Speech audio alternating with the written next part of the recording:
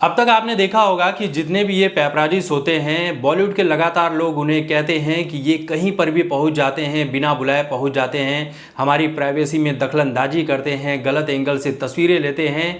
और जया बच्चन का प्रकरण तो आपने देखा ही है कि किस तरह से जया बच्चन जो है कभी गाली देते हुए, कभी डांटते हुए, कभी कहती हैं कि तू गिर जा तेरी टांग टूट जाए, कभी कहती हैं कि गंदे और बदबूदार कपड़े पहनकर, गंदी जीन्स पहनकर ये लोग चूहे की तरह आपकी ज़िंदगी में घुस जाते हैं। ऐसे लोगों को मैं पत्रकार नहीं मानती, ये देश का प्रतिनिधित्व करने वाले लोग है ही नहीं, ये बहुत ही गंदे और बकवास टाइप के लोग हैं।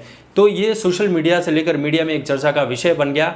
अब हुमा कुरैशी जो हैं, इन्होंने अपनी राय रखी है और आप कह सकते हैं कि इन्होंने बड़ी ही ईमानदारी से अपनी राय रखी है, लेकिन कुछ बातें भी उसमें कही है जो पैपराजीज को सोचनी चाहिए।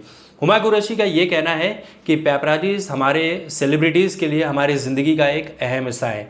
जब भी हमारी कोई फिल्म रिलीज़ होती है तो हमें पैपराजीज का सहारा लेना पड़ता है। हम खुद ही उनको फ़ोन करके बुलाते हैं कि आपको इस लोकेशन पर आना है, इस तरह से तस्वीरें निकालनी हैं। या हमारी निजी ज़िंदगी की कोई तस्वीरें होती है, जब या तो हम जिम जाते हैं या कहीं घूमने जा रहे हैं या एयरपोर्ट पर हैं या किसी पार्टी में हैं या पार्टी से निकल रहे हैं या सैलून से निकल रहे हैं, तो वहाँ पर इन पैपराजीज को हम ही बुलाते हैं। तो हमें इन पैपराजीज को अच्छे से बर्ताव करना चाहिए इनके साथ। और मेरा पैपराजीज के साथ बहुत अच्छा रिश्ता है। ये जब भी बोलते हैं मैं इन्हें अच्छे से पोज देती हूँ, तस्वीरें खिंचवाती हूँ और इनको समर्थन देती हूँ। पैपराजीज भी मुझे बहुत पसंद करते हैं।